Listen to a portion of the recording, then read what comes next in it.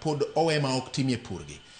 Migao mar Wabiro timo ang'o mar konyo piny Kenya lekni mar keto wengegi, lopegi e puothe. John, ang'o mineno ka jatend piny owacho? Jatend piny owuoyo wach agriculture maber, to wacho ni nitie agriculture e Kenya 20% kata atamalo 20 en arable land.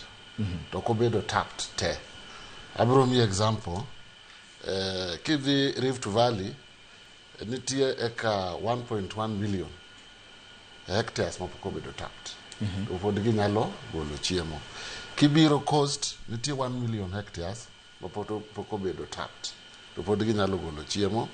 Kibiro central, eastern region, piny Ukambani gi central, nitie 700,000 acres mapok obedo tapped. Koro kibiro Nyanza we pod nitie 450 hectares mapok obedo tapped. Koro owuoyo kwa tap this agricultural nini mapok watapo gi. To wabiro nwang'o chiemo maber. Koro mani pok obedo tapped nikech maybe ji neno no pod en bunge donge. Nikech jatelo wacho kacha wawere gi subsistence cropping. Wadhi commercial. Neno kapod Nyanza pok wabedo tap ang'o 450,000 acres. Koro jatelo wacho waket a lot of emphasis in tapping this unproductive land ma pod nyalo produce chiemo. Kanya maneno komako chunya ahinya. Then wawere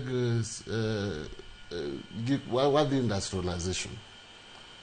Wapuro wawere gi pur moro mar lwedo cha dhok puro ang'o.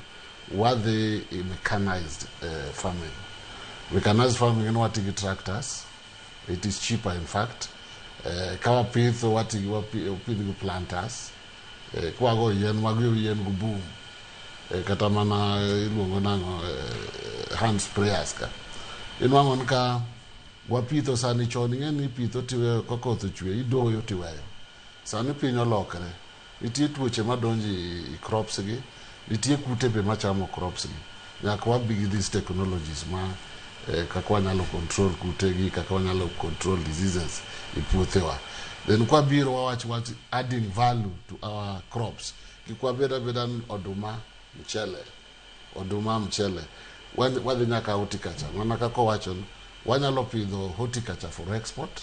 To horticulture can flowers kende. Kako rwakucha maybe flowers okinyal timo very because of the attitude and everything. Wadhi fruits kaka avocado, wadhi fruits kaka maembe. They can do very well in our areas. Kwa pidho grafted mangoes, grafted avocados, kata mana passion. Binyalo timo maber kosa passion fruits. Magi fruits mabedo exported woko. Mondo that airport kikubeda bera ni tingo abiria. Nikidhi Kisumu airport, jongado mana ndege meka abiria mabiro. Cargo planes onget kacha. But area wanopod wanyalo produce a lot of horticultural products. Mondo wanene wapuoji jowa kaka add value to what? To our subsistence maize kadhalika. Okay. Then kata dairy can do very well in Nyanza. Wawere gi joma Rift Valley timo the breeds magetimo kucha. Maybe okanyal timo Nyanza kaka Fresian. Kikele liet goyo nwang'o a lot of problems. Koro wan kod breeds manyalo timo maber Nyanza for the dairy.